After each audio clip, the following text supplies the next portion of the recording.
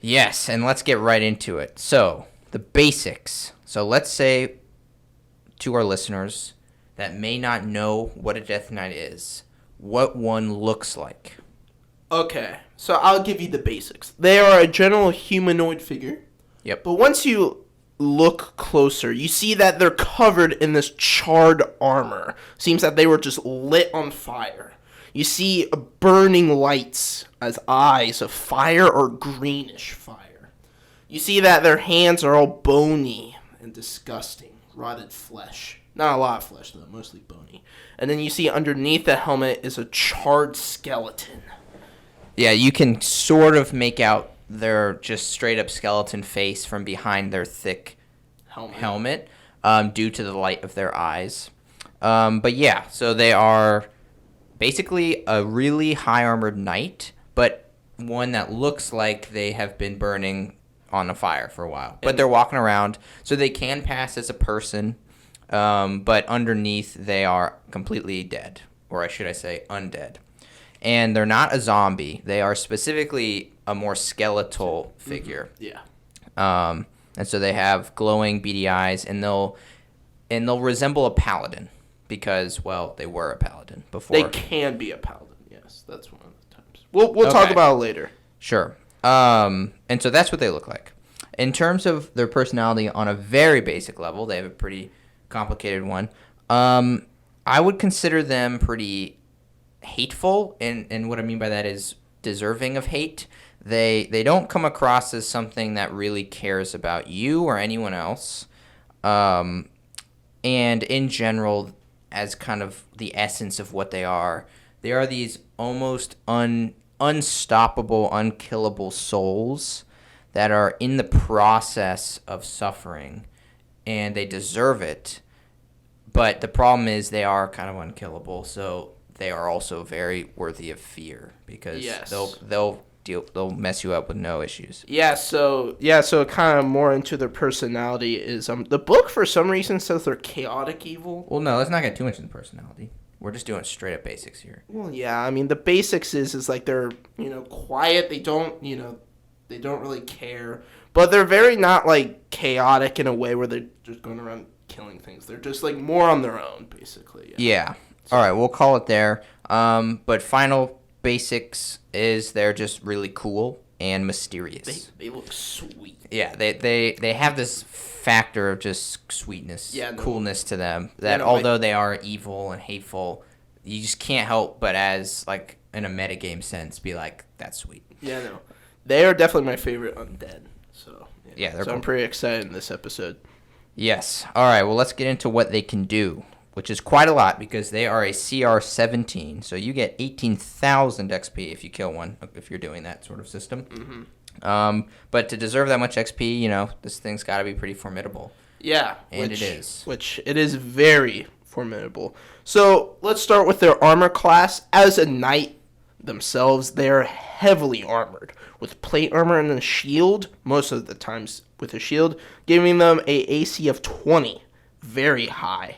Their hit points is average about 180, which can max out at 280, basically. So very strong. Okay. Their speed is average with a 30. Nothing outstanding there.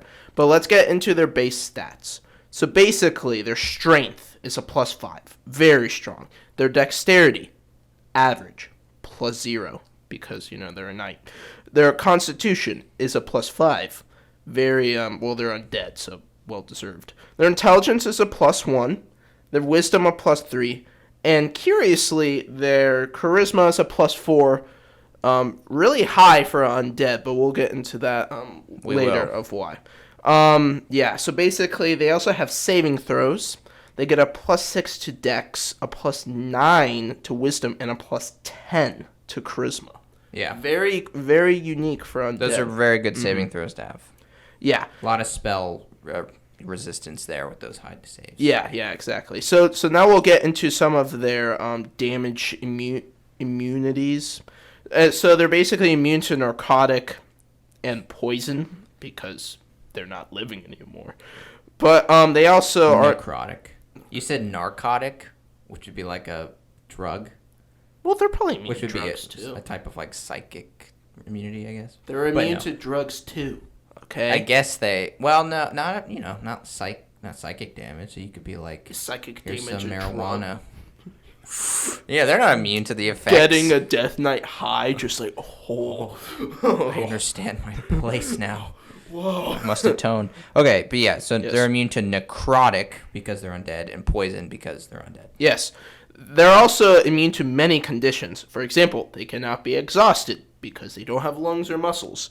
They also can't be frightened because it would be a real big shame if you fought a scared Death Knight. But that's actually an important part of them. They have no fear. Yeah, and they also can't be poisoned. Yet again, because they are undead. But I'll get into their senses now. They have 120 feet of dark vision, but their passive perception is only 13. So pretty interesting. I mean, that's just basic perception. Basic stuff. Do you want to get into like their traits and stuff, or do you want me to continue? I can get into their traits, and before I do that, I will say that they can speak, in terms of languages, Abyssal and Common. Which we'll talk about why they can speak Abyssal. Yes, but they can speak Common, so you can completely communicate with them on like a complete level, like complete conversation there. He wouldn't talk to you though. Yeah, it's not like talking to like a skeleton or something. Like they, with an intelligence of +1, like they're perfectly capable of speaking. Okay, but yeah, let's get into their features. So, first one is they have magic resistance. So that is, again, advantage on saves versus magic or spells or anything in that realm. They also have a feat called Martial Undead. And so they basically can choose any undead, including themselves. And this is in a radius around them. And the creatures that they've chosen that are undead have advantage versus anything that would turn undead. If the Death Knight is conscious. And turn undead, that is to take an undead creature and awaken it. Is that correct? I believe so, or you like revert the undead back to life or something. Right. Like that, yeah. So basically, if you're around the Death Knight, you don't get to control undead. He does. Or she. Scary. Right? That's it. That's kind of the idea behind Wait, that. so you could knock a Death Knight out? How do you do that? Well, it's not immune to being unconscious. So But do you like could. just hit him on the head a little hard with a mace? Yeah, does he kind of a brain rattling around? Yeah, like probably some sort of magic, sleep, something like that. Interesting. Like a coatl, which episode like 3? Yeah. Yeah, like they can bite you and put you unconscious in a magic way. Anyway, so yes, they have to be conscious. All right, and those are the only two features, but their big feature is their spell casting. And so, I mean, this is obviously huge because it's basically the foundation of why they are a CR17. Because when you are a high-level spellcaster, you are powerful. And they are a high-level spellcaster. They are a 19th level caster. Yeah, and they're not, like, weak in bones like normal spellcasters. They can put up a fight, too. So they are very unique as a spellcaster because, like, yeah, they don't have to hide behind people and cast spells. They can fight you and then cast spells at the same time. Yeah. Okay, so they are a 19th level spellcaster. Their ability is Charisma, which feeds into their high Charisma of a +4. And their spell save DC is 18, which is high. And they have a +10 to hit, which is also high. So I'll just briefly say what their spells are, and when we get into combat, we'll talk about what they would use them for. But so they have 4 slots for first level spells, and the spells they have prepared are Command, Compelled Duel, and Searing Smite. They have 3 second level slots, and the spells they have prepared are Hold Person and Magic Weapon. They have 3 third level, which they have Dispel Magic and Elemental Weapon prepared. And then 2 fourth level, where they have Banishment and Staggering Smite prepared. And then finally 2 fifth level spells, where they only have 1 spell to use those 2 slots on, and that is Destructive Wave. And it's the necrotic variant, which is... we'll get into. Very good. Very scary. Would you like to get into their attacks? Yeah, so basically, if you think you could survive against his spells, well, you probably won't survive against his sword. The Death Knight can draw upon a mighty longsword. You might think, oh, it's just a normal longsword. Well, you're wrong. This sucker is very magical and basically is the Death Knight itself. We'll get into that later. Yes. But they get 3 longsword attacks, which is really scary. They have multi-attack. Yeah, so they get a +3, or a +11 to hit. If wielded with one hand, they'll do a 1d8 +5 slashing damage, plus 4d8 necrotic damage. So very average high. of 9. Yeah, so very high. If they're wielding it with 2 hands, that d8 becomes a d10. Yeah, So. and most of that damage, as you can tell, is coming from the necrotic damage, and that's kind of a big part of what they do. And take this into account. So they can do 18 plus 9, which is a 27 average per turn, times 3, because they get 3 longsword attacks. So 23 times 7, that's like, what, is that like 80 something? I don't even know. Wait. It would be. Wait, 27 times 3? I think it'd be 81, right? Yeah, I don't know. I'm not math. Yeah, I don't even know why I try. Anyway, it's a lot of damage per turn if they hit you with all their longsword attacks. So this is not even their spells. This is just their swing and their sword. So anyway, they are very strong. imagine if they put smite on that sucker when they swing, which so, they so would that do. 27 damage now becomes like 40 a hit. So literally insane. Yeah. Yeah, but they got one last trick. Well, they got 2 more things. They got one more thing. They got which is previously this is just fan service for the people who played first edition, the Hellfire Orb. So back way when it would deal 20 dice of damage. It does the same thing here. Very scary. He basically conjures this hellish fireball, which is made of necrotic and fire. And he has 120 feet range, and it's a 20-foot radius. Everything in that 20-foot radius must make a DC 18 dex saving throw. If they fail, they take 10d6s of fire and 10d6s of necrotic damage. Yeah. Oh my. Which is 35 average for each, which is 70 total. That is... and this is an area effect, so they could hit a very large amount of people, all with 70 damage. Bam. Just with one move. Exactly. He can only do it once a day, though. Yeah. Which is sad, but like, even if they make God. the save, you take half damage. So Exactly. it's always going to be an Always effective... damaging. It's just free damage, basically, that the Death Knight gets to inflict on the players at some point. And one of the reasons why it's very good is because it deals 2 types of damage. So when you got that pesky, like, True. red dragonborn or the... or you got just a tiefling. barbarian who's resistant to, like, the usual damage. Yeah, like the usual damage. You're The like... necrotic comes in. Yeah, the necrotic comes in and hurts them. So, or vice versa. But the last thing is they get is parry. It's a reaction. It's a reaction, yes. So basically, this can only happen to itself if someone is attacking it with a melee weapon. And basically, what they get to do is if the attack would hit, they can add +6 to their AC. So their 20 AC now becomes 26, which is insane. I just love how that's like a reaction. It's just screw all of you melee players. Just like, nope. Yeah, and obviously this is limited. They can only do it 1 per turn, but that's still 1 per turn. That's still insane. That's one hit that they're basically canceling every turn. Yeah, so that is very good, but that is basically their stats. Yes. Now, I will say on the parry, they must see the thing that they're attacking, so good for you rogues. And they also must have their melee weapon in their hand. If you disarm them, they no longer can take this reaction. Shield. No, it says in the stats they must have a melee weapon. Oh, are you saying a shield counts as one? I don't know about that. I guess you definitely could. Well, no, because some things have a shield dash. Because the shield is giving them that AC. They already have the shield accounted for in their AC. So to double that, I don't know. It's up to you guys, but I would say no. Look, maybe if you just put some serrated edges on the shield, bam, it's a weapon now. Yeah. Or they just took a multi-class level 1 monk. So now anything. Oh god, their just hands like are melee weapons. just like grabs the blade with both of its hands, and oh god, Yeah. that would be scary. Anyway, that is their stats. So now let's get into the personality. We already talked about a little bit about their personality. They're basically well, they're undead, so they're pretty mean.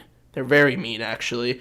They are pretty evil, not chaotic evil. I totally disagree with the book. I'm not sure why the book said that. I think of them as a lawful evil because, well, it kind of depends on which. Does the book really say they're chaotic? They are chaotic evil in the book, which I sort of disagree with because a Death Knight can be lawful or chaotic. It kind of depends on how you become a Death Knight, which will. Well, the alignment is always tough to get down. Yeah. You know what I mean? And so actually, this is a good point for me to say this point, and that is they do maintain a pretty high semblance to their personality in life. And so if they were a more chaotic person in life, then they would be a more chaotic Death Knight, and vice versa for if they were lawful. And so that, although they are chaotic, quote unquote, like they are individuals, very much individuals. So that alignment is definitely malleable. Yeah. So there's that. You can continue. Yeah, so basically what he said, they will always act the same way, more evilly in their past life. Yeah. Basically. So if you have an honorable Death Knight, that's good for you because he won't attack you from the back. He won't do dirty moves. He'll only fight you when you ready your weapon. Basically. Yeah. And honor is actually one of the only things that is pretty much guaranteed to stay with them in their death or rebirth as a Death Knight, because like a lot of things can be lost. So if they were good in some way, that may be gone now. But honor typically never leaves. They remain honorable. Mm-hmm. And so that's definitely plays into everything that we're going to talk about later on, especially combat. So yeah, I just have a couple like straight up words that I think all of them tend to embody to some extent due to just the process of becoming a Death Knight. And so it's something they all have in common, even though they're individuals. And so the first one is that they're brooding, which is just to say that they are kind of quiet and kind of like internally angry about stuff, and they have a lot to be angry about. They're salty. Yeah, they're salty. They are wrathful, typically, just kind of due to them not being in the best situation, so they kind of have a hatred that builds in them. They are prideful because they are very powerful. They were very powerful in life, which we'll get into, and with that typically comes pride. And then the last one is, besides honorable, is they are fearless. They do not have fear. And they physically can't have fear.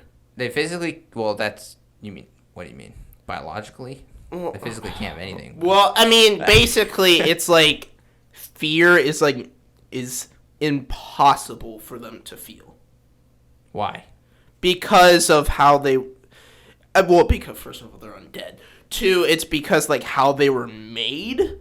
Because, like, a Death Knight is kind of, like, more of a trial with the gods. The gods are seeing your true colors. So well, that's not why they're fearless. That's actually a third step. This is how I see it. So this might be a good time to talk about kind of what it takes to become a Death Knight. Kill everything because it is pretty love. Important. Yeah, basically kill everything you love. So to become a Death Knight, it's actually very hard to become a Death Knight, and that just is the reason why Death Knights are so high CR, because if you do become a Death Knight, you've met a lot of criteria, right? But so there is just kind of the basic criteria of you have to be very powerful in life, typically. That no one wants to rebirth you if you're not strong. No gods do. But the big defining thing that must be done to become a Death Knight is you have to commit the most terrible act basically imaginable to you. And so a lot of times that's basically killing your family that you love. Like, you can't be like a psychopath and kill them. Like, you have to actually like love them and then also kill them. Stuff like that, where it's got to be terrible for others and also terrible for you. And then you're rebirthed. So this is one reason why they're fearless.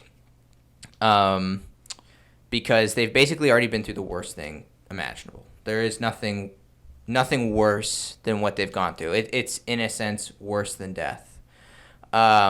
also the reason they're fearless is because they don't die. When you quote unquote kill one, you're just destroying their body temporarily. And then if their god isn't finished with them or doesn't want them to stop wandering in eternal punishment, then they'll just rebirth them. So not only would a Death Knight probably not mind dying, it knows it probably won't be dying if it is beaten. So it'll just come back. So it has really nothing to fear. I just imagine, that a god is just sitting there just chilling, and the Death Knight appears like, hey, remember that me and the god's like, oh my god, get back over Like there. this Death Knight just keeps dying. He just keeps on. It's like, how are you losing to all these party members? Like, well, they're kind of cheap. You see, they got this like druid guy that you can't kill him because he keeps changing into this monk that keeps punching me. Then the wizard just keeps doing wish spell, just saying I'm dead. So it's pretty annoying. Well, okay, so yes, that probably wouldn't happen because one, Death Knights are hard to kill, and they actually are not suicidal in any sense. Like if you think like someone that is like they'd killed their whole family, but they actually love their family and they've been through the worst pain imaginable to become a Death Knight, and now they're just wandering forever. Like that sounds like someone that would kind of typically have some suicidal thoughts. But they can't. Well, they can't, but they don't, and there are reasons for that. But before we finish this fear part, you mentioned that they're a test, like a moral test. Yeah, so it's kind of like a trial because some Death Knights aren't just complete buttholes and stuff. Like, it kind of like it'll make the Death Knight show its true color. So if there is a Death Knight worth of redemption, they will show it. Yes, they will do good acts. True, but let me explain why. And so the reason that is the case is because in life, we as people a lot of times don't do things or do things based off of fear.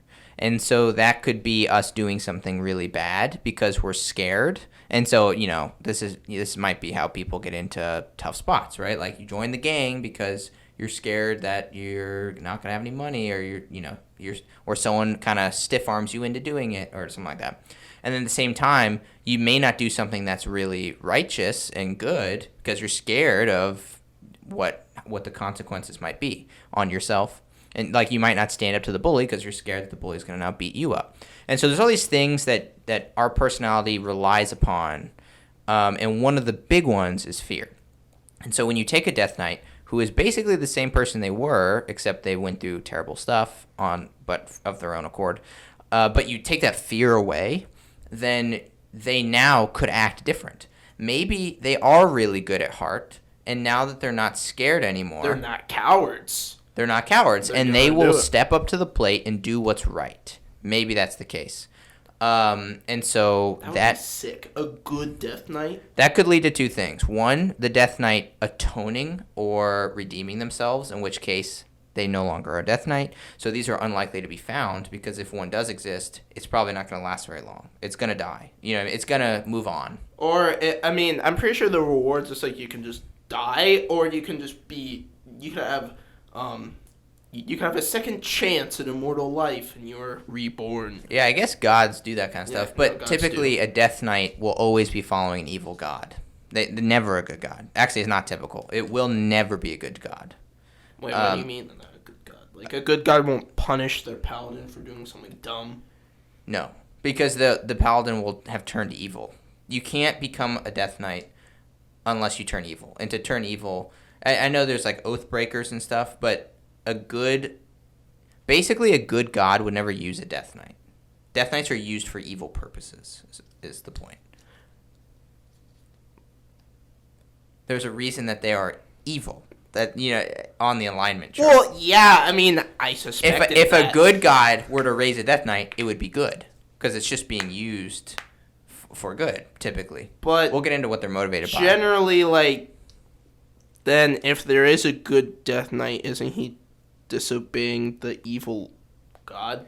It depends on what the god told them to do. So wouldn't the evil god punish him more because he's being a good guy, and maybe. This actually means it's not punishment? We'll get into it. I don't want to get into we'll get into this in motivations, I think. But for now, let's just move on the personality. So anyway, they are fearless, and this has a lot of repercussions on them. And if you find a good Death Knight, the good Death Knight is probably either in the process of redeeming itself, or it's taking this life of torture and deciding to use it for good, which is the same thing. It's redeeming itself. That's sick. It's just how long does that redeeming process take? And it may take a while, depending on what they did. But typically what you're going to find is a Death Knight that is not redeeming itself. In fact, most Death Knights believe that they did and are doing the right thing. Even if it hurt, even if it's painful. So they might be like, I did kill the family I loved, but it was the right thing.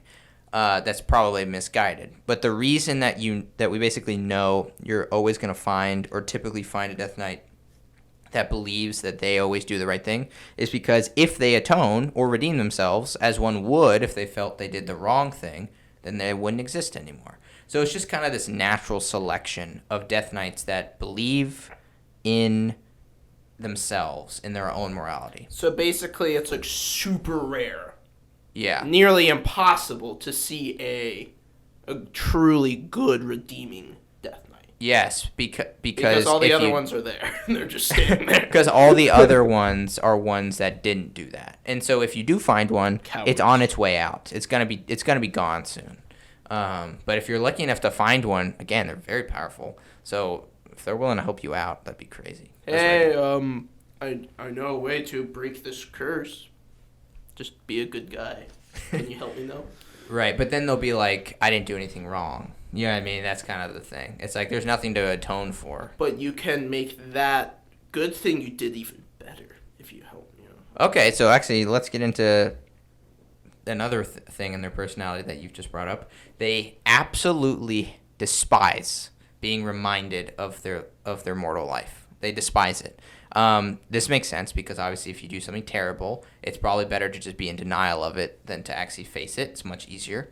And so if you bring it up, for one example is calling them by their name in life, which they absolutely hate. So if you figure it out, which would be cool, and you call them by that, that's a way to make them extremely mad and possibly, play some games with them during combat or something, like draw attention, something like that. Wait, Jack Gibbons? We went to the same kindergarten. What kind of name is Jack Gibbons? We went to the same kindergarten. You were a bully to me. And then he just turns around and starts choking himself. Yeah, okay. I'm sorry.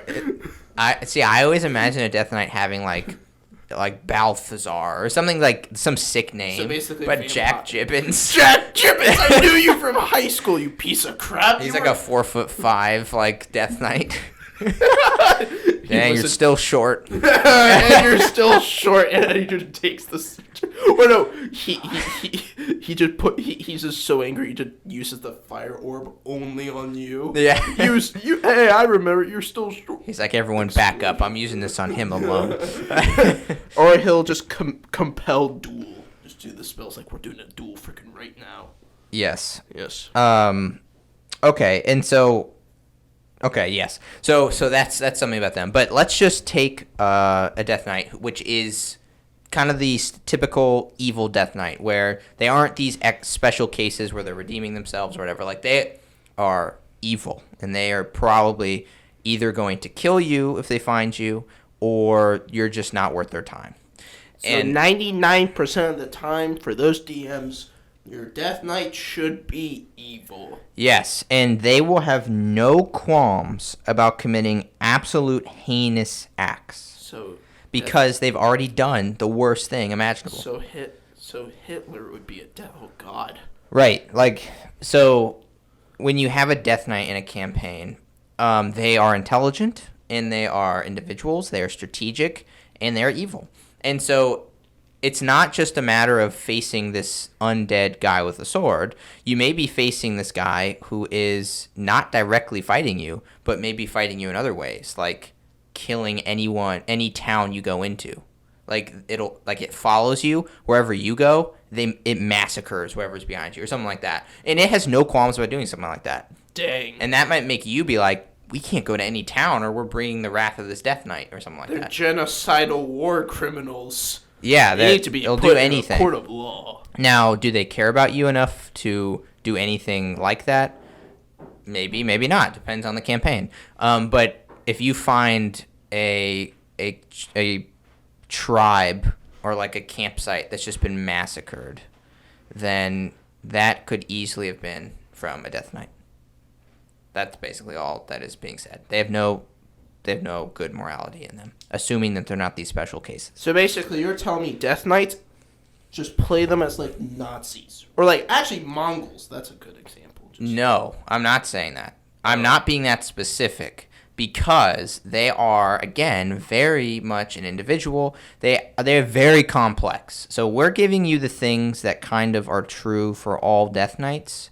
But everything else that goes into a personality, you can switch up. So if you want to have like a hyper-depressed Death Knight that's just like, and fighting you. Gerald, why are you so sad? Don't speak my name. Right. Or you want one that's really mad, or one that's just, I don't know, like quiet and lonely, or one that's more charismatic.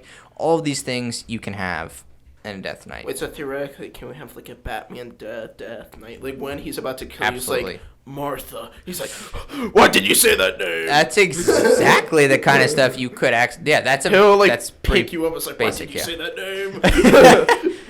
Protect Martha. Wait, she's yeah, no, definitely. So hopefully that gave you a good overview of kind of a very complex creature, and feel free to take all this and move it and just make it super complex. And you want to go crazy. Yeah, because make it fun. The Death Knight is not typically an encounter that you just come up with and just start fighting and rolling dice. Like, typically there will be, hopefully, a lot of roleplay opportunity and a lot of backstory and lead up and, like subplots around this Death Knight. Death Knights, there's a lot to do, and we'll talk more about what you can do with them. But that is their personality. Now, that took a while. Yeah. Let's go into their their motivations. As a gist, whatever they want in life, they want it now in death.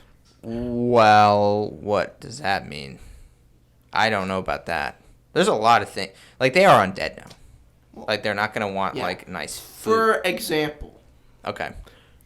I'll kind of talk about, like, why some want to be a Death Knight, because some crazy people do. One reason is immortality.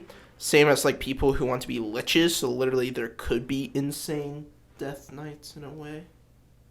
There could definitely be insane Death Knights. There can be. So basically, mortality is a big thing that most of them want. Other times, if you go down like the Oathbreaker Paladin, he died. He would want to hopefully redeem himself. So that's another motivation that they generally have. Or I think this is the coolest one. They become a Death Knight so they can go on like a revenge spree. So you're pulling up like a scorpion type, like just hell itself just appears. Yeah. It's like, get over here. Yeah, and so we're getting into the second of two types of Death Knights. Basically, two paths to becoming a Death Knight. One is you are a fallen paladin, which means you didn't try to become a Death Knight, but you were this hyper good paladin, really strong, really respected, and then you basically pulled like a mythological figure type story, a tragic hero story, and you fell from grace, and you killed your family. There's the classic story, was it Lord Soth? Yeah, Soth. So I'm pretty sure how the story goes is like... Well, I know exactly how it goes. You want to just say it exactly? Well, I want to say it. You want to say it? Okay, fine. So basically, long ago, in a time, in a place very, very far away, there was this guy named... What's his name? Like Soul? It's Soth. Yeah. But, I mean, it's in the Monster Manual. You can just read it. So just give a brief, So, basically, he found this nice elf. He really liked the elf. She was very attractive, but he was married. So, he told a dude to go kill his wife, which I think is messed up. The dude kills the wife. They flee. They go into a place. I'm pretty sure they go in, like, a cave or something. They just live their own life. Yeah, they live their own life, but something starts, like, talking to him, saying, like, oh, you should do this stuff if you want power. And stuff like that. So he, like, leaves for a very long time. And when he comes back, she has, like, a kid. So he just completely butchers both of them. And then, boom, baby. Well, boom, I'm pretty sure that it was his kid. It was his kid, but he thought it wasn't his kid, so he just killed him. Yeah, his story is all about fidelity. So to take what you just said and condense it even more. You have his wife who he's married to. He is not faithful to her and leaves her, and I guess gets her killed, to go with another woman, and then with that woman, he accuses her of being unfaithful when she probably wasn't, and because he believes she was unfaithful, he kills her and the baby, and that's ironic because he was himself unfaithful. And so this is a textbook example of how you fall from grace and how you become. That's not just falling from grace. That's how you become a Death Knight. You became evil. That guy was just a bum, like just a butthole, like Jesus, like. Oh, he was a very powerful and respected paladin. Until that. That guy was a paladin. Oh well, actually, I'm not sure. He's the Lord. I just always picture a Death Knight as a paladin because they are paladins. Well, they can be, yeah. Well, what else can they be? Other things, like the first Death Knight in existence wasn't a paladin. Because whatever created paladins, which we'll talk about later, basically was like, yeah, I got a bunch of evil magic. Kabam! Evil forces, you are now, arise, my son. You are now a Death Knight. Like, there could be just, like, they can just be normal knights, just really good warriors that are just born as a Death Knight. So you don't have to be, like, a knight and stuff. Okay. But, like, Death Knights can be just, like, normal warriors. Like, you can have a Viking-style Death Knight or, like, a samurai. Stuff like that. Like, different types of Death Knights. I don't know, though, because they're not just undead warriors. That's not what they are. I'm sure there's another stat block for whatever that is. They are specifically all about this idea of morality and being basically fallen from grace, like we were just talking about. And so if you have a being there is nothing moral or immoral about them, they're just a being, and you just make them undead, that's not a Death Knight anymore. Well, let's just say, like, you take a, like, very important person, like a prince or, like, a earl or, a chief, right? And basically, to become a Death Knight, you have to do something so heinous and so evil so that it makes, like, it's just the fact that you did something so evil makes you that Death Knight tier. If you just killed normal people, like, that would not... But you have to have been good. You can't just be an evil person, die, and now you're a Death Knight. Yeah. You have to have been this icon of good, a paladin, typically, right? Yeah. And then you flip it, and this is your punishment. Yeah, that's generally how Death Knights are now today, and that's how, like, the gods use them. But the first person that made the Death Knight, I'll just say now, was the Demogorgon, because he was in contact with this other knight that wanted to get, like, this woman's affection. I think the story goes on, like, he fought this other knight, but the other knight won, so he was super mad. Or no, they had a draw, but the challenger loses the draw against the defender because he didn't beat the defender. Okay. So he was super mad and, like, super salty and stuff until Demogorgon, like, hooked him up. He's like, look, I can give you, like, literally anything you want. Like, you want that girl? Go for it. And he's like, yeah, I want that really bad. So, of course, Demogorgon's a Demogorgon. He's the demon lord of pure madness. So he says, yeah, if you want that, go kill literally your family, everything you love, except for her. And he does that. And this Death Knight is still alive today. He's the personal bodyguard of the Demogorgon. And the Demogorgon gave him, when he killed him, and the Demogorgon remade him into the first Death Knight. And then all the gods were like, bro. Did he get the girl? No. The girl was way dead when he came back. Demogorgon freaking killed her, probably. Wow. Yeah. So well, that's a tragic story. That is tragic. Sad for the Death Classic Knight. backstory for a Death Knight. But that guy was originally not a nice dude. He wanted woman. You know what I'm saying? So, like, I guess, like, she was probably a very nice girl. She probably was a very nice girl. But I feel like to become a Death Knight, you have to do something just straight up horrible that not even other evil things would do. Like, why would you do? Like, even, like, other, like, vampires and, like, other evil beings, even, like, liches are like, why would you do that? Like, you're a horrible person. Yeah. Like, basically, you have to be so horrible to become a Death Knight. Yeah, you gotta be really bad. Just really bad. Okay. So, where we were going with all this before we really went down the rabbit hole was there's two ways of becoming a paladin. You can fall from grace, and you are this good being that is now evil, or you can specifically seek out this life as a Death Knight. And typically, as you said, one of the motivations for doing so is to get revenge. Which and is so sick. if someone wrongs you, you can say, all right, I want revenge so bad that I'm going to become a Death Knight and get that revenge with my Death Knight powers. And so you have these Death Knights that are like wandering around on revenge tours, trying to get back at whatever the reason was they became a Death Knight in the first place. So that's cool, yeah.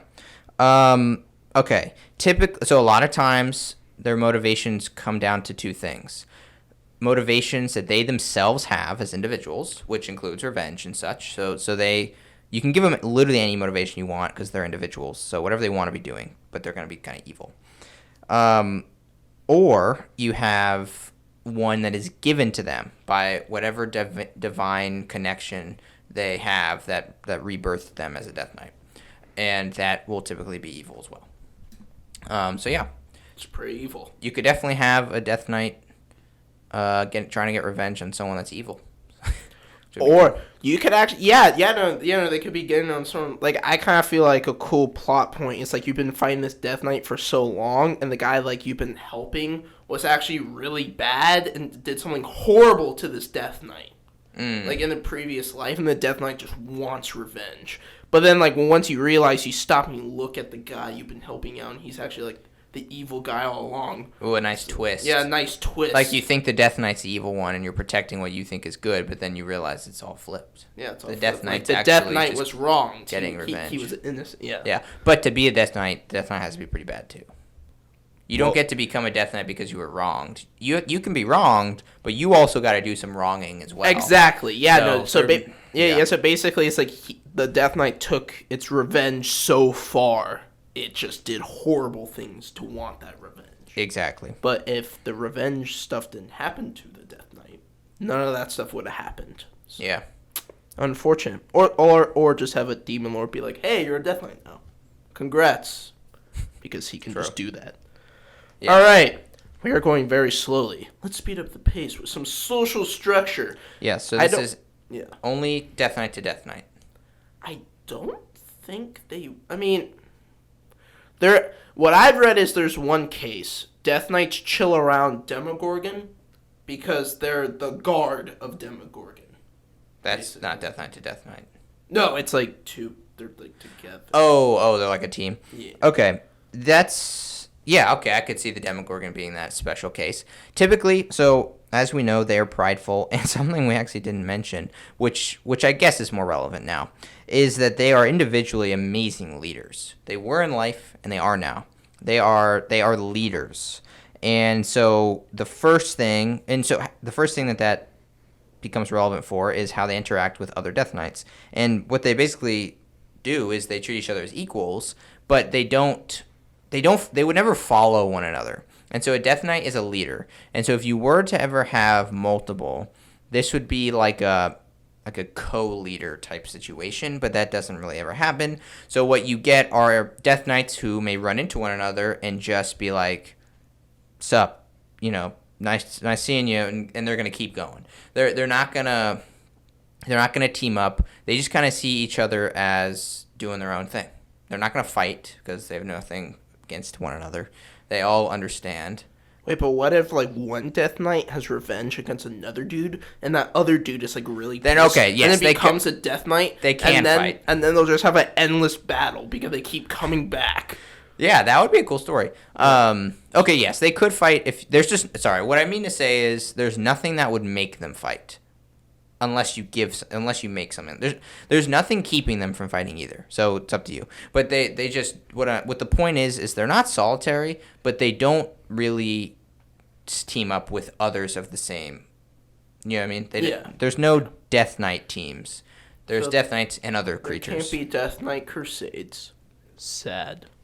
Yeah. And that's basically all there really is about their social structure because they don't have one. They're not these races that have had time to build up a civilization and they don't reproduce, so they have nothing like that. They have really no reason to team up or get together except for mutual successive goals. But again, they are leaders, and so when you put two leaders in the same room, They're gonna bicker. Yeah, you're not gonna have a very good group. You need one leader. You need a solid leader. That's what the Death Knight is. That's the role they take in an undead army, and so you're just not gonna have them together. You're gonna have Death Knight 1 leading that group over there, and Death Knight 2 leading this group right here, and that's it. You're never gonna merge them. You could. If you had like a really powerful Death Knight that was so powerful that it was powerful enough to draw the respect and command other Death Knights, it's completely possible. The Death King. Right, the Death King. But all Death Knights are really strong and really prideful and don't really have any desire to take orders from anyone except their patron. There should be so I'm pretty sure most people who are watching this or hearing this have seen the movie Monty Python Quest for the Holy Grail. I wouldn't assume that. Well, if you haven't, go watch it. It's great. I'm about to drop some spoilers. But, so there's King Arthur and the knights, and they're all, silly. They got, this stuff. So I just imagine there's, a whole campaign, which is, them, but they're death knights. So they're, super dumb, but they're, Huh. Yeah, so they kind of joke around. You could copy and paste anything into the Monty Python universe, and it will be funny. Oh, yeah. So good. But, sure. I just imagine just, you stumble upon a bunch of death knights. You're like, oh, God, we're all about to die. And they're like, look over there. And then they start, they just start, yeah. I mean, there's comedy. It probably would never happen, but... Comedy, there's a lot of opportunity for comedy in D&D, but you gotta be careful, because... Not for Death Knights, though. Yeah, Death Knights, I think, deserve some respect. I mean, I think everything deserves respect. Would you make Batman funny? No. No, exactly. Okay. Time for some enemies and allies? Enemies and allies. Yeah, let's get into that, and this is also relevant to them being leaders. So as Jake said, they are natural-born leaders, so they're not really taking any orders from anyone.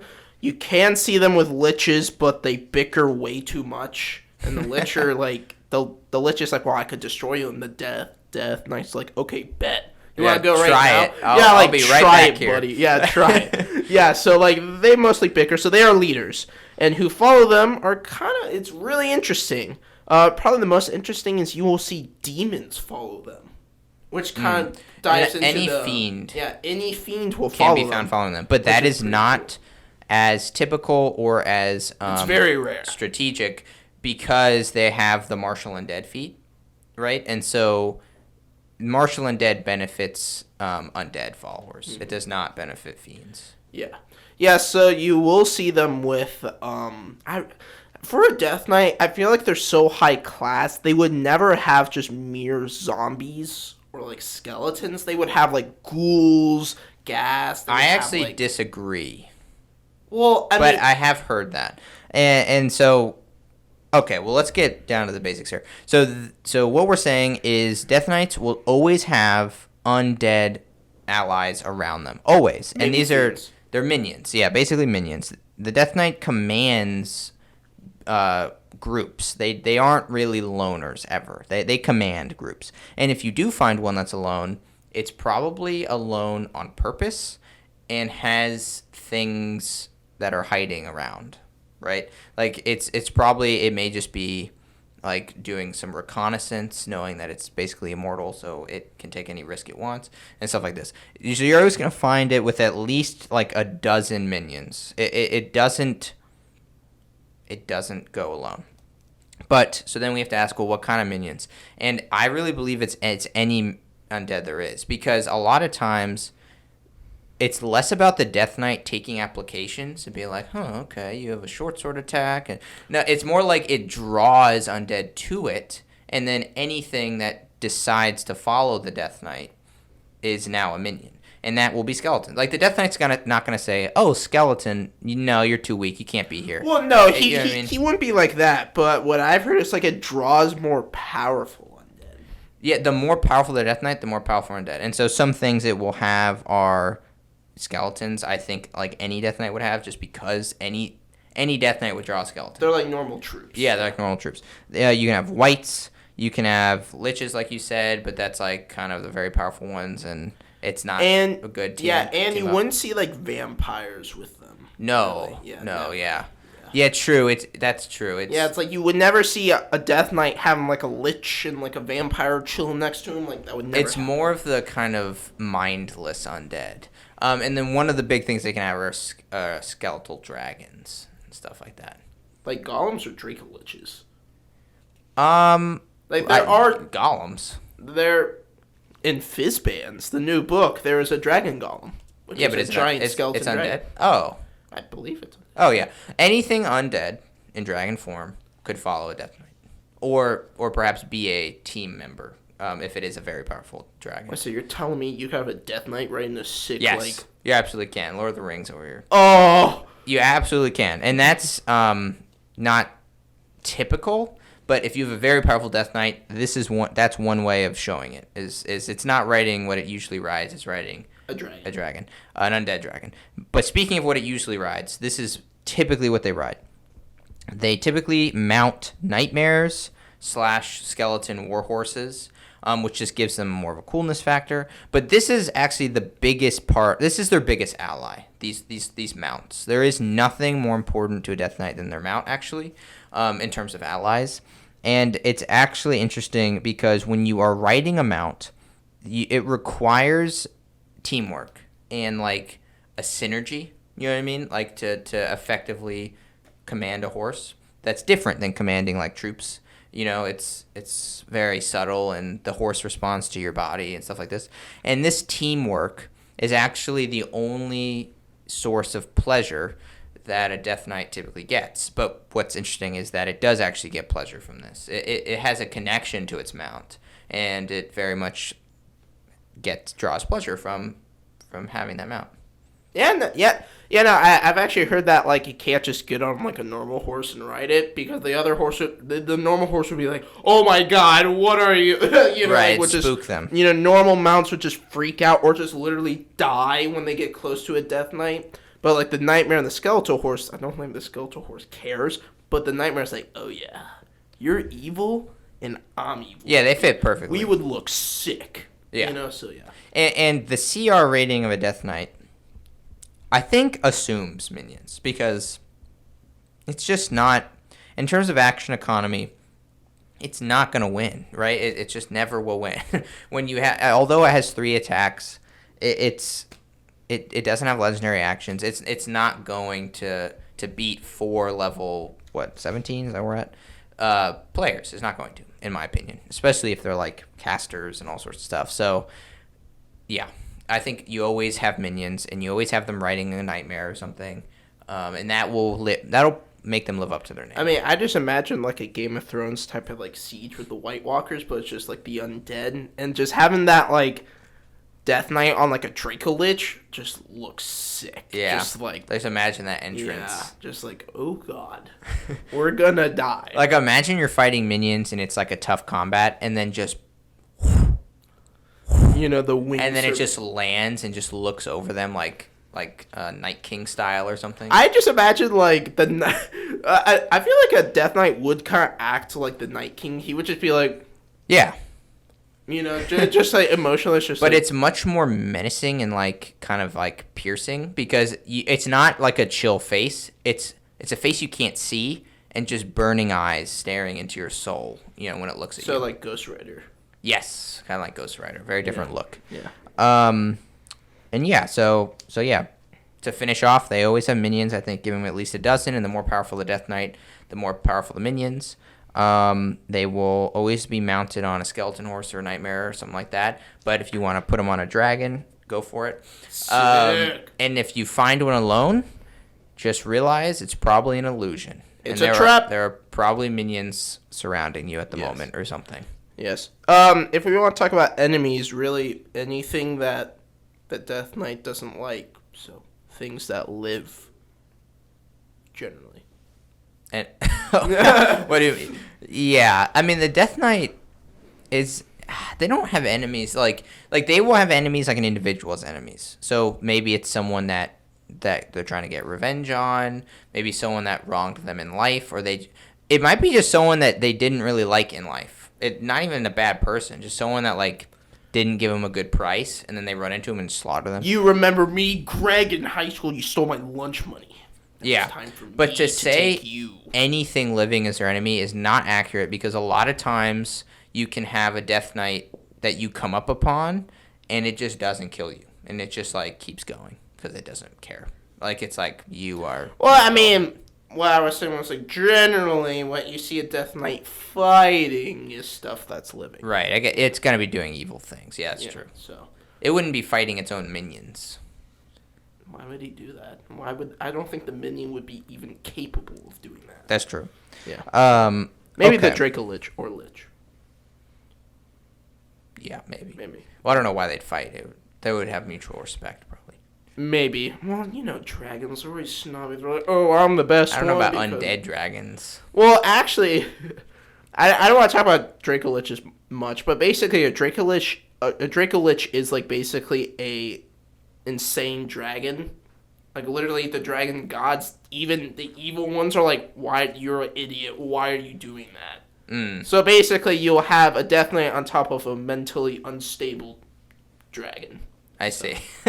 Rough. Yeah, rough. All right, we got to keep moving because this episode will be long. All right, let's get into their lairs.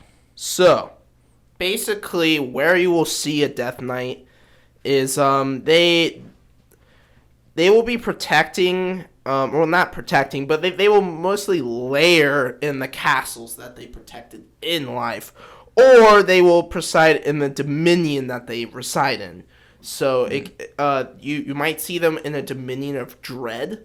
If you don't know what that is, it's basically a god prison. If you're a very, very bad boy, you did some naughty things, the gods are like, you're going into your prison, which is basically like your plane of existence. You went into one of these planes of dreads. It was the zombie apocalypse. Oh, okay. So that's kind of like... He's talking about a campaign. Yeah, a campaign, I was in. Yeah, so another example is Strahd, the Curse of Strahd. Strahd is in his domain of dread. Okay. So basically, it kind of like retells what you did, which was horrible. You know, so it's kind of like, not hell, but like, it's pretty messed up. But yeah, but you can see them there. Yeah, a lot of times you'll become a Death Knight or something, so you can command these domains. So you can kind of have your own. That's what Strahd did. Yeah.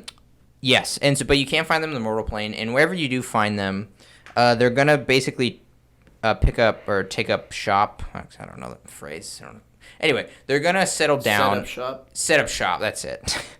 They're gonna set up shop in a highly fortified place, like a fort or castle. Wait, so I can like sell stuff to the Death Knight? Like, bro, Death Knight, you got that sick sword? Can I buy that? No, you buy. They sell socks there. Socks? Yeah, they get real cold in the winter without any meat on their bones. No, they want their shop is death.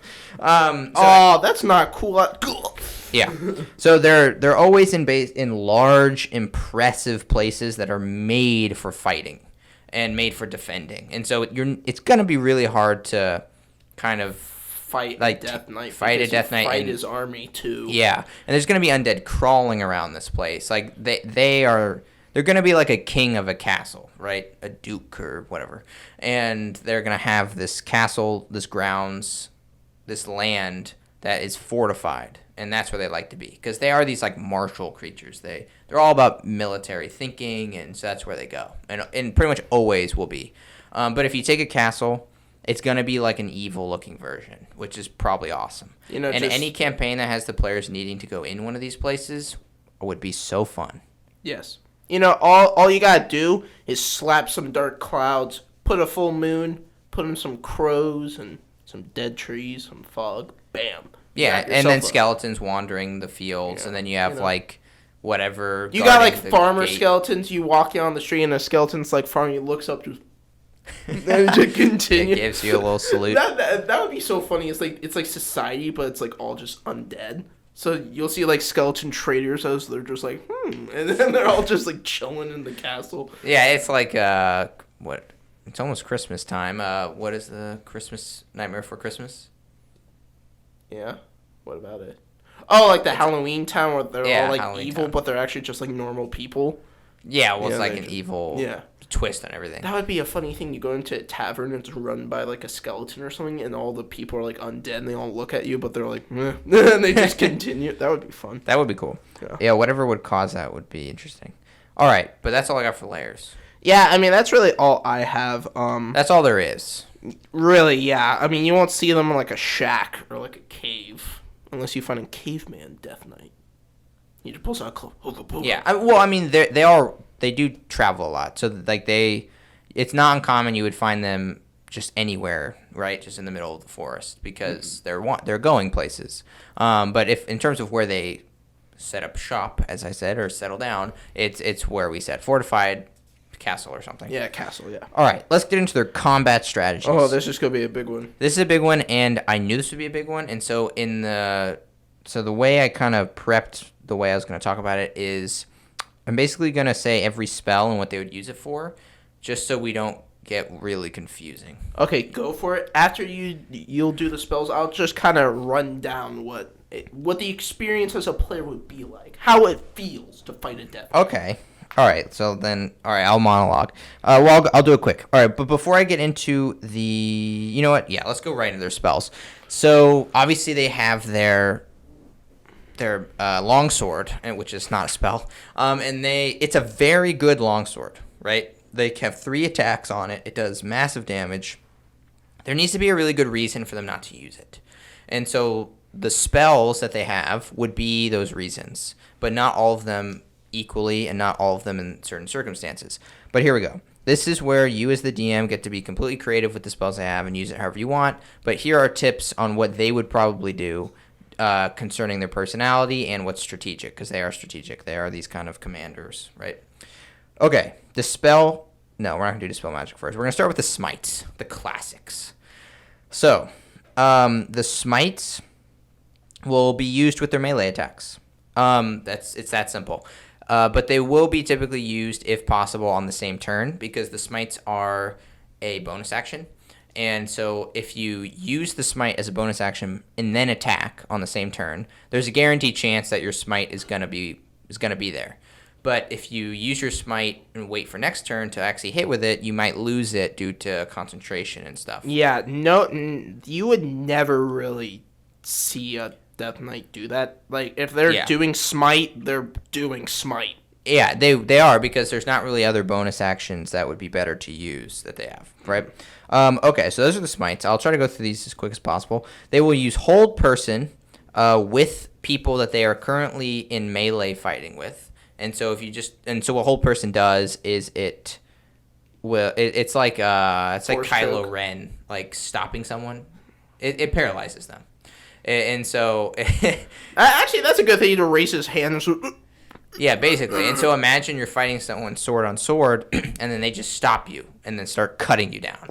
That's exactly what they would do. What the Death Knight would do. Just imagine Death Knight and the Knight are like fighting, and then he like hold person. The Knight's like, "You cheap." Exactly. And yeah, and so when we actually I may need to throw this in. So they fight honorably, which means they're not gonna ambush you. They're not gonna come up from behind unless you say Martha. But that doesn't mean they're not going to use spells like this to beat you, because this is fair. Like, this is them fighting you. You should be able to counter them or something if you want to be If you're fighting a Death Knight, I think you should be powerful yourself. I don't think they would care. Yeah, if you're not running right now, it can only be assumed that you're somewhat strong. Good at fighting. Yeah. Okay. So that's the hold person.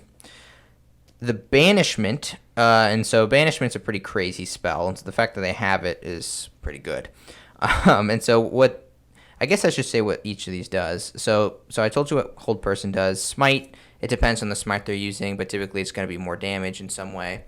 Banishment does, you basically take the target and banish them to another plane. That sucks. It does. You're going to hell. And now it doesn't last forever. So if the person gets banished to, if the person that is being banished is native to the plane that they are on, they will be banished to a random demi-plane that is harmless. And they will be unconscious there and just remain there until the spell ends, which is 1 minute. Or they lose concentration, I believe, the Death Knight. If, however, the player is not native to the plane they're on, they'll be sent back to that plane, and will be unconscious and stuff like that, and may actually never come back. They may get stuck there. I forget what it I forget why. I think if the spell is not stopped by the time the 1 minute is over, then the thing doesn't come back. Wait, so could you like be stuck in that demi plane? No, forever? you can't be stuck in a demi plane. Oh, but if you're native to another plane. Yeah, you can get stuck in the plane you're native to. So let's say your whole party is fighting a Death Knight like in the Shadowfell, and then you get tossed back to the material plane. You can't ever leave. And they don't stop the Death Knight spell for 1 minute. Like maybe they end up retreating or something. Then yeah, you're gonna be there. You're gonna be stuck there, and so that forever. Forever. I mean, you can come back to the Shadowfall on your own. You wake up basically in the material plane. Does that make sense?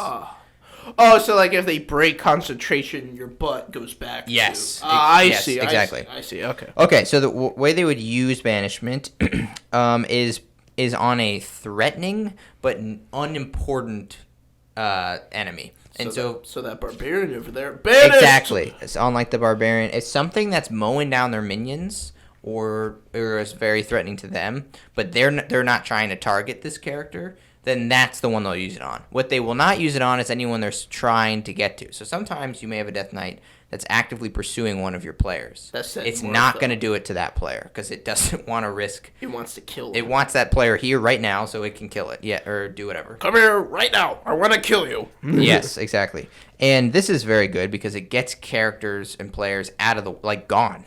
Like they may be gone for multiple rounds, and then they can just beat up on the other three. And this might be a good reason for you as a DM to use banishment early because it just gets that person out. You know what I mean? It's like we don't have to worry about them. And that's a big deal. That goes from 4 enemies to 3. And especially at level 17, like that's a big change. You know what I mean? So that's why you'd use that. Command is another one they have. And command is basically you can say a single word or maybe 2, depends on your level, and get things to listen to you, basically. And there's a lot of options here. It's very, very versatile. But what the Death Knight would probably do is they would either say grovel, which is to make them drop prone, and you would do this. You would do this and hold person. For the reason of if they're surrounded by minions. And so imagine there's a character fighting like 3 minions, and then the Death Knight just like points to them and like says, "Go prone," or "Hold. I'm gonna hold you now." And now those minions just have like advantage to just rip you apart. So that's why you would use command to grovel. The Death Knight may also say drop, which would make you become disarmed, maybe, or approach would be instead of one of their spells, compel duel, which I'll get into in a second, they may just tell you to approach, and that's forcing you to basically fight them. And maybe that you're their target, so they command you to approach them. So like if there's a cliff behind the person, the Death Knight's like walk backwards or like back. No, nothing. You cannot command anyone that is directly harming them. Like, you can't tell someone to walk into a fire or something like that. It's not allowed. It doesn't work. But maybe your party's trying to run, and then the Death Knight casts command and commands one of your party members to approach. Get over and then they can't. They have to approach now. They're commanded to, assuming they fail the save. Okay, and which is 18, by the way, so it's very high. It's very high. So they have compelled duel. That's one of their other spells. This is a very cool spell because it fits well with them. And compelled duel, I believe this is what it does. I know how they use it, but it's in essence, it's getting someone to focus on the Death Knight or yourself instead of anyone else. Compelled duel is in the name. And I believe it does this by making any other person or creature you'd attack at disadvantage except for them. I believe. So it's basically saying like, hey, you can fight other people, but you're at disadvantage. But if you fight me, you're not at disadvantage. And so the reason they would use compelled duel is if there was one person that was very martially threatening. That was like slaughtering their minions. Yeah, slaughtering their minions. They're gonna say, "Stop! You focus on me. Like you are obviously good. I'm challenging you. Get over here." And this is due to not only saving minions, but this can also be an honor thing. Like, I want to fight you one-on-one. Okay. Another weapon or another spell they have is Dispel Magic, and they're going to save that for if there's a caster that casts a problematic spell. Because there's a lot of spells that can be problematic to undead. And so if there's anything that's just really pesky, then that's when the Death Knight's going to cast a spell magic and just get it out of there. They also have elemental magic and elemental weapon and magic weapon. Isn't it the same thing, but elemental weapon just gives a little oomph? They're different. Elemental weapon does either fire damage, cold damage. It changes the damage. You're basically taking your weapon and making it do a little bit more damage at a different type. And so the only reason they would ever really use elemental weapon is if they needed, I guess, a different way of hurting you. But they have lots of necrotic, and they're pretty much never going to use it. And this is the same with magic weapon. Magic weapon just makes your weapon do magic damage. Because they don't do it otherwise. Well, I'm pretty sure elemental is like it counts as magic too. So it does. I don't think it says that thing. I mean, that's what I read in the book though. Like since it's doing that, like I don't know what. Okay, well, maybe there's maybe. We don't. I don't know. Look in the book. Yeah, maybe it does. Either way, they're not going to use these spells. These spells are terrible in comparison to the other options they have. So, like, there might be a very niche situation in which they need to use it, but otherwise, forget them. They're not going to use them. Okay, so those are their spells. They have one more thing that isn't a spell, but it kind of is, and that's the Hellfire Orb that they have. It's the feature. It's a fireball. It's a fireball. It's like a green goblin, like bomb.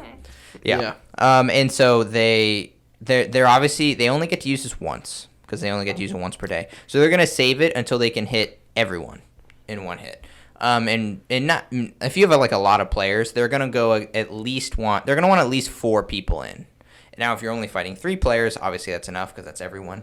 But you get the point. They're gonna wait until there is a good solid group to really maximize that damage because that is free damage that they're getting, and if those players or creatures fail to save, like they're gonna be roasted, literally. And they'll grow, like they'll rot a bit too. It's kind of like a little mix, yeah. Yeah, it's like you'll rot and burn. Yes. That sucks. All right, and that is all their abilities. So you said you wanted to give what? Kind of like the combos, you know, kind of like what's gonna happen to you. Yeah, so basically they will like who they're kind of gonna target. So they will banish basically the insignificant fighter, you know, that's killing the minions. She's like, you're gone, get out of here. If there's someone that irritates it or thinks that's a worthy opponent for the Death Knight, he will command duel, get over here, and they will fight. But if there's a very powerful magic user, he's probably gonna try to kill him really quickly with his sword, which does a bajillion damage. True. So very, very basically, it's not gonna like waste its time killing you. It's just gonna mercilessly, kill you. And it wants to use that parry action, so it wants to go up against other martial people instead of other spellcasters because it has more of a advantage against them than a spellcaster. Yeah, and the parry feature, I didn't mention this, they will use that pretty much whenever they can. So the first hit that hits them, they'll probably parry it, unless there is like a very clear future like big hit incoming on them. Like if it's like clear that the barbarian is always the one dealing like a ton of damage and the little rogue doesn't really deal that much damage, then I mean, that's not typically how it goes. But then they're not gonna waste their parry on a weaker thing. They're just gonna take those hits, and if the big thing comes, they'll parry it. But most of the time, they're gonna use it when they have it, and that's what they're gonna do. Anyway, keep going. Also, they will not retreat because if they die, they just bam, I'm back, baby. Yeah, so, death is only a temporary escape. Death is only a temporary thing. So they do not mind at all. So they will fight to the death. And if you flee, they're going to chase you and show no mercy.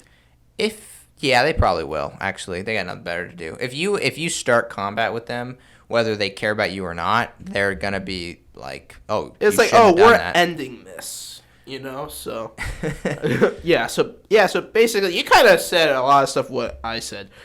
They will use their minions strategically though. Like they will have archers, they'll have melee people, you know. Yeah, they will. They are if they're commanders. riding a dragon, that's also they'll probably chill in the sky. A lot of times, so they will command their troops, but a lot of times their troops are, well, actually, they're always undead, but a lot of times their undead troops will be kind of hard to command, and so the undead will a lot of times target based off of their own preferences that are not according to the Death Knight's orders, and so the Death Knight a lot of times will basically just adapt to the situation.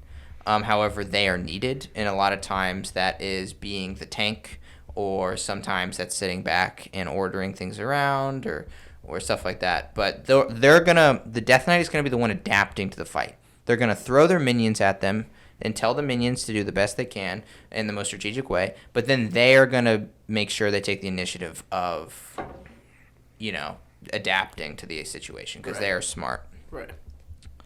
Well, is that it for Let's see. I think it might be. What would happen if you gave him a bow? A bow? Just chills on a dragon. I mean, I guess he would or she would use it. Well, actually, no. I think they have to use a sword. Maybe.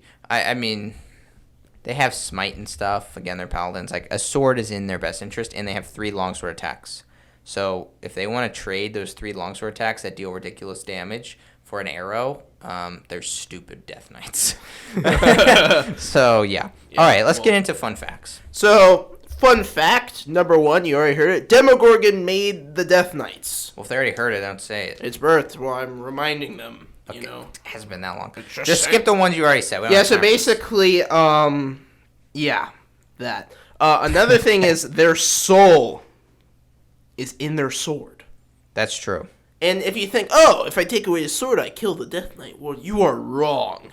If you take away the sword, they are weakened, but they do not perish. Yeah, and they can just recreate the sword again. Yeah, if you break the sword. Okay, let's take it back a second. So a Death Knight, when they are created, they're basically part of the process is not only being burnt in like green fire and turned into a Death Knight, but their soul is extracted and then put into their weapon, which is their sword. And so you have to describe their sword as being awesome because they have an awesome like big soul weapon basically.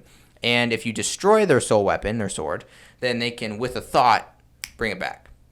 If you take it from them, they become weakened like you said, but you probably won't be able to keep it for very long because the sword harms you. This does it? I don't know about that. I'm pretty sure it'll like if you wield it, it'll burn your hands. Oh, maybe if you. And over time, it kind of makes you mentally unstable. Yeah, maybe it's like the One Ring. I think it's kind of like the One Ring. But they are also drawn to it at all times and will do nothing except seek it out. So you're gonna have a Death Knight, although weakened, on your tail at all times, always knowing where you are because it's being drawn by the sword. So don't recommend that. But I guess it wouldn't be bad to do in the middle of combat to take their sword. Take the sword, just chuck it. Yeah. Well, I'm pretty sure couldn't it just call it back? Or no. Does it have to be broken? It has to be broken. Oh. Yeah. No, yeah, chuck it and run. Be like, go get it, fetch. Go get it, fetch. Run. How would you even get the sword from his little skeleton dead hands, you know? You just take the disarm action. You just go to disarm him. It's a whole... Disarm, take it. Actually, would be a very good strategy. That would be. Okay. Fun fact I have is they can never use magic to heal. Never. So they were paladins, obviously paladins. Well, they're undead, duh. Yeah, but, I mean, they're high-level spellcasters, so you might think... Like, feel free to give them more spells than what they have. Totally. But you cannot give them healing spells, is what I'm saying. It's part of the lore. You just can't. It goes against everything that they are. I mean, yeah, imagine like a medic Death Knight. He's like, oh, I'm sorry, I stabbed you. Right, yeah, it doesn't happen. No, but they can't heal themselves either. There's no healing that Death Knight can do. So basically, a Death Knight could never touch a Nibog.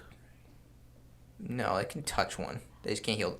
Death Knights cannot heal themselves. Well, no, but a Nibog is immune to all physical things but healing magic. Oh, you're right, exactly. So theoretically, it's immune. It could just sit there and No chuckle no bog, sorry. It could just chuckle and laugh, making mockery of the Death Knight as it just says, "Do you remember Martha as you struck her down the Death Knight?" It's like, no! Yeah, a no bog is pretty savage. If you don't know what we're talking about, go back to episode 1 of Goblins. No bog. They're like a goblin that literally... No, save it. We don't have time for this. Sorry. Okay. We talked about that. Okay, we talked about that too. I'm going down my notes here. Okay, do you have one? God, nice. We talked about all of these. Yeah. No wonder we took so long. Wait, do you think they can wield like different weapons? Like, can you? They very much always have swords. It's kind of a paladin thing. Stupid. Oh, here's a cool one. Okay. Mace? No. Oh, I don't know. That'd be sick. And like an axe. Anyway, they typically have swords. And one of the really cool things that is in the lore is they will sing and hum a melody or song during a full moon. That reminds them of what they did. Yes. It reminds them of their. It's a remembrance. That's the word of their original crime. And I'm picturing this song is like very somber and creepy, and so you can hear it like echoing through the forest. And if you ever interrupt their song, they will attack you. Like you're not allowed to do that. And it's just. That's just such a cool flavor to a scary forest. Cool thing. Yeah. Yeah. Okay. Do you? I mean, I'm not sure why you would ever talk to someone creepily walking in the forest, singing about them slaughtering loved ones. It's like, hey, sir, you got the directions for the next kingdom? Shut up. Yeah, that's not a good idea. But it'd be cool to have like your party, like like on horseback, riding through the forest, the dark forest, on doing whatever. And then this is just something they hear, like not too far off. And then if you have a metagamer or a very knowledgeable character, they may be like, that is not good. Do not go by that. Or it's just, even if they don't know what it is, it can't be good. Something singing a creepy melody. Hey, no don't judge a book by its cover. Could be just someone just chilling on the floor. Don't judge a singer by their song. Give them an instrument. He like sings as he plays bagpipes. And it's a Scott. I will say there is nothing that says it's somber. It reminds me of their original crime. Maybe it's like a really happy tune. It's just like, it's like all somber. He's like Batman, so he's all serious. But then like a full moon arises, the player's like, oh god, oh no, he just pulls out a loot. Hey, do you remember that? Just starts like pulling the bard. The bard's impressed. The bard's lives in a pineapple. Yeah, no. What I kind of picture it to be would be probably like a lullaby or something of like the child they killed. I think it's like the Pirates of the Caribbean. That could be one too. Sure. Yeah. Maybe they just sing the Misty Mountains. Okay. Anyway, I got one more fun fact. Do you have any? No. Okay. Last fun fact. So I mentioned that they were all that they're typically famous paladins that are known for their leadership and very respectable and stuff. They typically they can also have very famous magical weapons, and typically famous ones. So they have like the legend, the sword of legend, Excalibur, whatever. If they had the Vulpal sword, that would be awful. Basically, that sword's like if you get a nat 20, the head is gone instantly.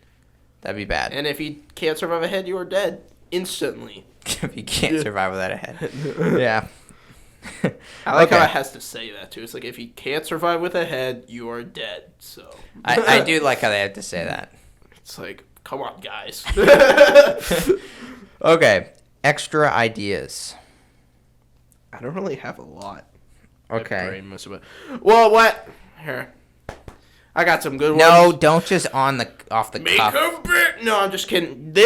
Imagine like I know Death Knights don't really hang around with each other, but imagine like the Night King vibes. Like, do you know those like commanders that he had? Yes, the long-haired, the majestic. That did absolutely nothing in the show. But well, there's a good fight between John and anyway. Go ahead. Yeah, but imagine like those are like normal Death Knights, and then you got like the Death King.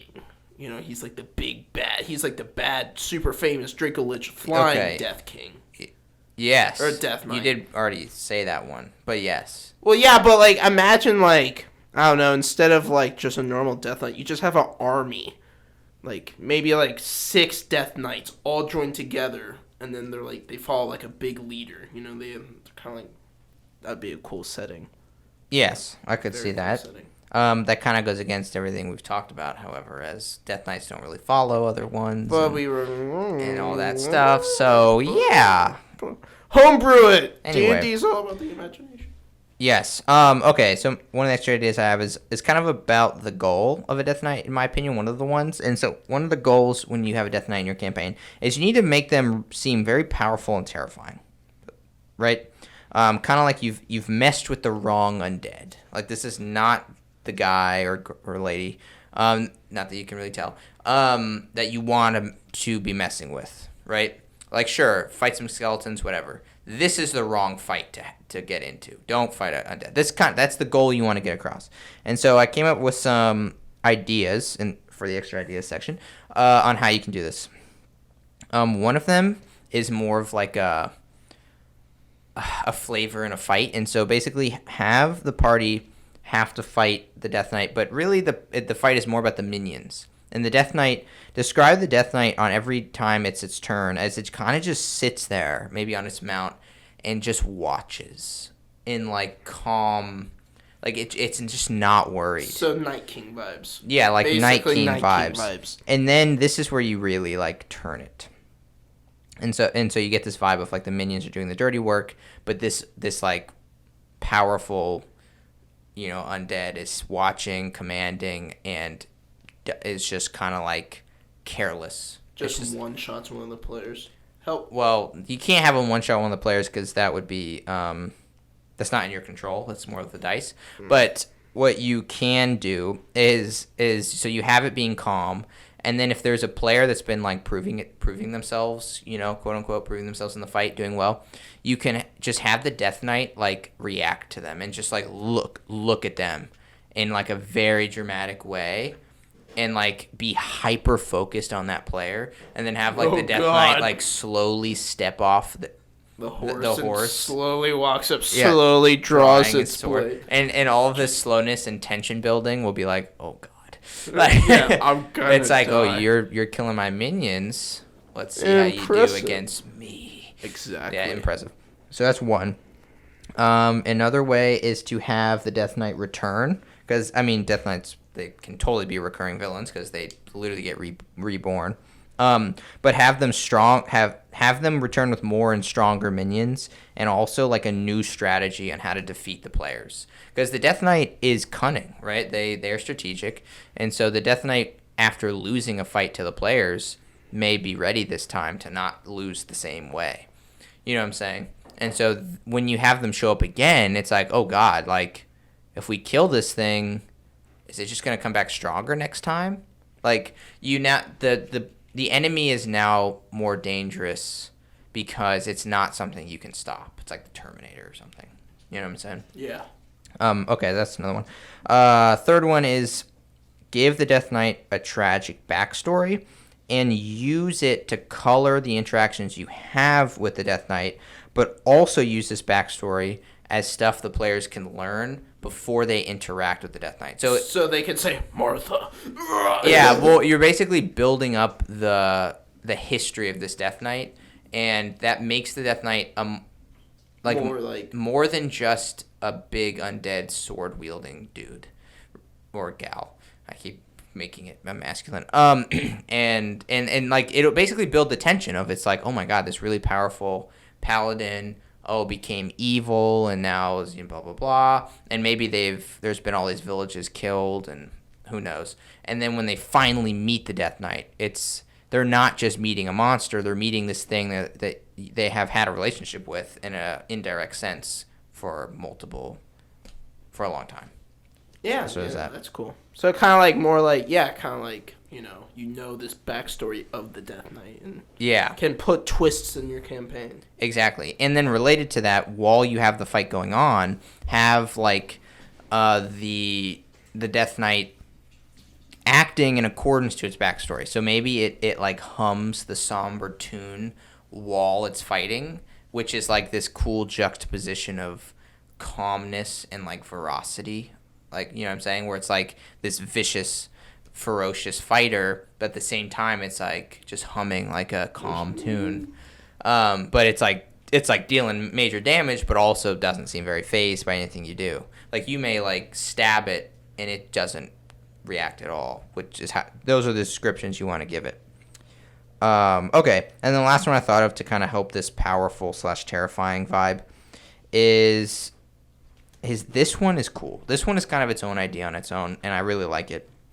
And it's to have, I kind of hinted at it before, it's to have the Death Knight fight in methods that are more grand than just showing up and trying to kill the PCs. And this kind of gives me Joker vibes. And the idea is basically have the Death Knight force the players to lose something they love, no matter whether they win or not. And so stuff like this would be kind of like in The Dark Knight, which would be a Death Knight.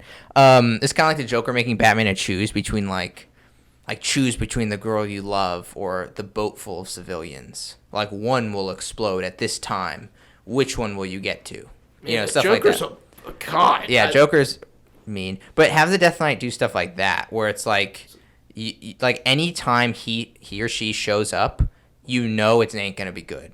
Like you may be able to save something, but you're gonna lose something when this Death Knight shows up, and that's gonna make every time that they show up a big deal. Cause like no, not again. You know what I mean? Right.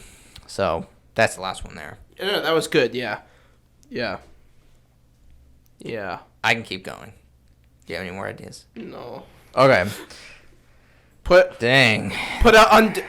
Make him write an undead. I mean, this is just part of being the owl. Anyway. Okay.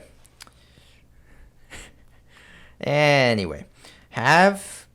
This one idea is have encounters that aren't combative, but just like a passing by type. Because it's just kind of cool. It's like, hello. Well, no, not the Death Knight might just ride by with like an army of undead, and the party's just like, and then they're like, do we roll initiative? And then it's like the DM's like, I don't know. Are you attacking? What would happen if that idiot ranger like shoots an arrow at like the Death Knight? He just catches you. That might be bad. This would be a fun one to put in, kind of like for lower level characters, because like. It's like first level characters, you see a Death Knight running by with like a horde of skeletons. You're just like, no, but have like you're walking down the path and then you take a turn and all of a sudden, bam! There's just an army of undead and a Death Knight at the head of it, just like riding on its nightmare. And then your party's just like, oh what? And then they're like, what? Okay, I got a 19, and the DM's like, on what? Oh, my initiative. I didn't. You're gonna attack this thing? They walk by you. And the players are like, wait, huh? Oh. And then there's this moment where just the players are like in the middle of these undead just walking by, not caring at all. Dang. Okay. Another one, this one can really make the Death Knight scary, is to keep the fact that it's a Death Knight unknown. And this is going to be harder to do in just a literal combat situation, but in like a plot situation, like, what is doing all these terrible things? Like, what's massacring all these villages and stuff? Yeah, and if you have the Death Knight kill very powerful stuff, like maybe there's like a dead dragon or something, like it would obviously have to use its army to do stuff like that. But I mean, yeah, it probably could. It probably could. Then the players are genuinely like, what is this? You know what I mean? Like, this is not good. And then maybe it starts coming for them or something. Okay, another extra idea. I'll just finish out. Is in an evil campaign. These are rare, obviously, but you can have an evil campaign. You work for a Death Knight? Well, that's one, but the one I had was you become a Death Knight can actually be a good enemy in an evil campaign for evil players, because you can have the players interact with a paladin that may be really good or something, and beat the paladin, and then the paladin ends up coming back as a Death Knight, wanting revenge on the players. That's a really good one. So that'd be a cool plot. And then the last extra idea, I've already said. So it's to give them different spells. Because you can. Just not healing ones. Which spell? You guys don't. I'm just kidding. Yeah. Okay. And that is all the extra ideas I have. You sure you got none? Let me No. We dig gotta out hurry some up. in my mind. 5. No. 4. 3. Okay. 1. Moving on. Okay. Well, no, imagine a Death Knight with like undead giants with him or something like that. Like mix up the undead minions. Put some undead giants. Okay, yeah. Maybe some good. undead like. That's definitely good advice. Or like werewolf. I don't know about werewolves, but like undead. Yeah, undead like ghouls. Have like a high-ranking devil, like was interacting with like a Death Knight. Yeah, they do it's like an advisor. Like you might see a Death Knight in hell or something like that. You're like, what the heck is that thing doing here? Stuff like that. So, boom! I got some ideas in this noggin. Yeah, a very empty noggin. Yeah. Shut up. Alrighty, so now